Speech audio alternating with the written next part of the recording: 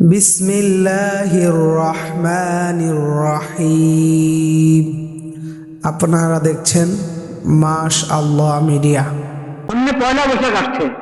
হ্যাঁ, পয়লা বৈশাখ।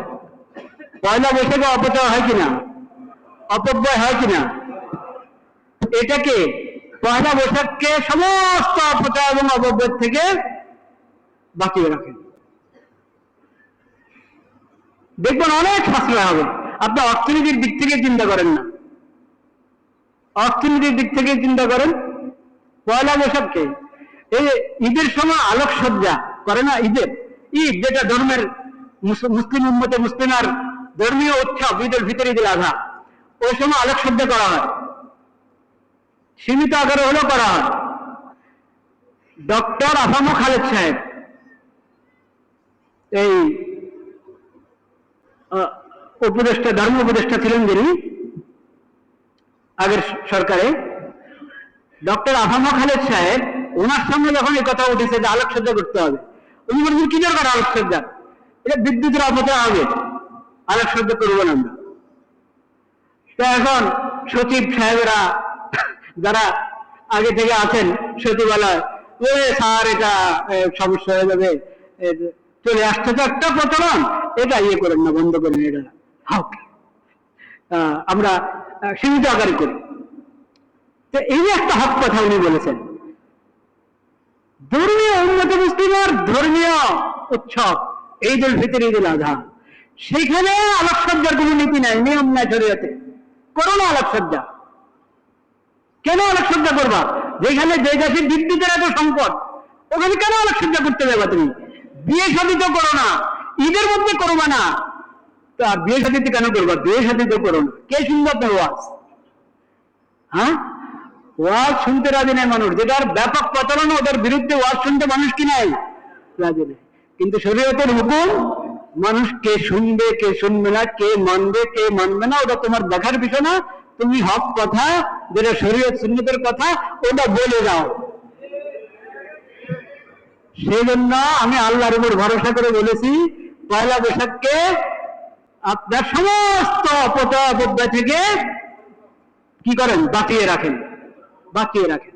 ব্যক্তি পর্যায় থেকে নিয়ে সবাইকে এই নসিহত, এই নসিহা, কল্যাণকামিতা, দ্বীনি কল্যাণকামিতা এবং জাতীয় কল্যাণকামিতা, রাষ্ট্রীয় কল্যাণকামিতার দৃষ্টিকোণ থেকে সবার খেদমতে আমি এই দরখাস্ত করছি, পয়লা বৈশাখকে যাবতীয় অপচয় এবং অপব্যয় থেকে কি বাঁচিয়ে রাখেন।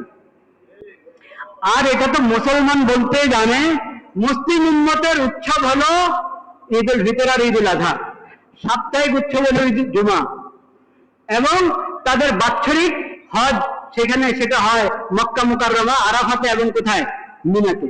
এগুলো হলো মুসলিম উম্মতের, চাই বাংলাদেশি মুসলিম উম্মত হোক, আর হিন্দুস্তানি মুসলিম উম্মত হোক, পাকিস্তানি মুসলিম উম্মত হোক, মধ্যপ্রাচ্যের মুসলিম উম্মত হোক, আমেরিকা ইউরোপে যে মুসলিম উম্মত আছে তারা, অস্ট্রেলিয়াতে যে মুসলিম উম্মত আছে তারা, সকল মুসলিম উম্মত, সকল মুসলিম উম্মতের আনন্দ উৎসব হলো ঈদুল ফিতর, ঈদুল আযহা, সাপ্তাহিক হলো জুমা, বছরে হলো হজ।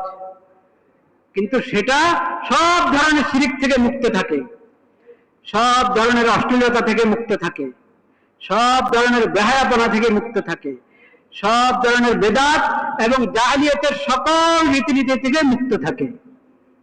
তাহলে যেটা উম্মতে মুসলিমের উৎসব না, কোন অঞ্চলের একটা রেওয়াজ, সেটার মধ্যে যদি বেদাত ঢুকে, শিরিক ঢুকে, তাহলে জায়েজ হবে?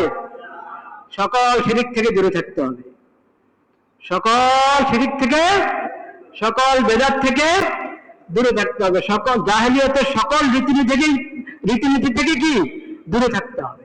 এটা একটা স্বাভাবিক অন্য 10 কাজের মতো একটা কাজ। এটাকে যদি শরীয়ত বানিয়ে নেওয়া হয় তো এটা একবারে হারাম, আর যদি শরীয়তের ঈদের মতো উৎসব বানিয়ে নেওয়া হয় তাহলেও হারাম।